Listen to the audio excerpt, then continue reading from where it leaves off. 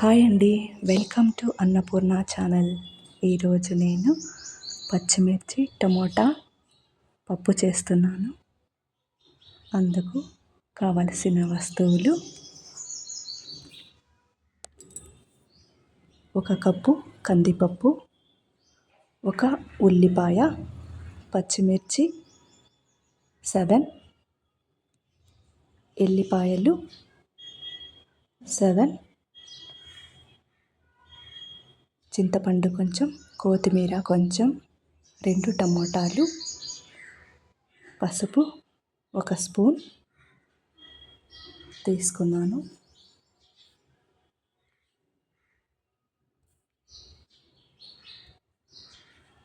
Cooker తీసుకొని కందిపప్పు శుభ్రం చేసుకొని అందులో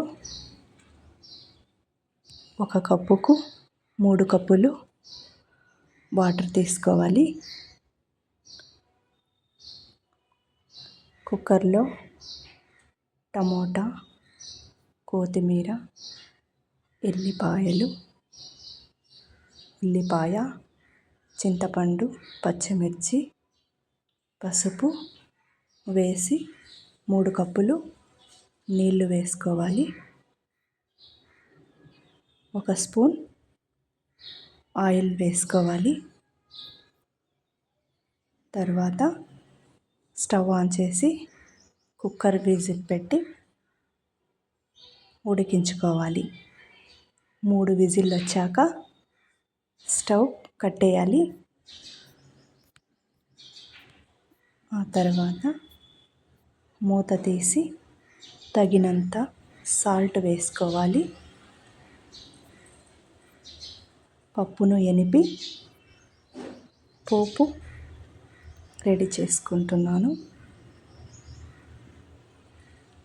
ఆయిల్ బాలే పెట్టి అందులో ఆయిల్ వేసి పోపు దినుసులు వేసి జీలకర్ర, ఆవాలు, ఉల్లిపాయ, కరివేపాకు, ఒట్టిమిర్చి వేసి పోపు రెడీ చేసి పప్పులో పోపు వేసి కలుపుకోవాలి. అంతే, పచ్చిమిర్చి టమోటా పప్పు రెడీ. పచ్చిమిర్చి టమోటా పప్పుతో పాటు ఆవకాయ పచ్చడి,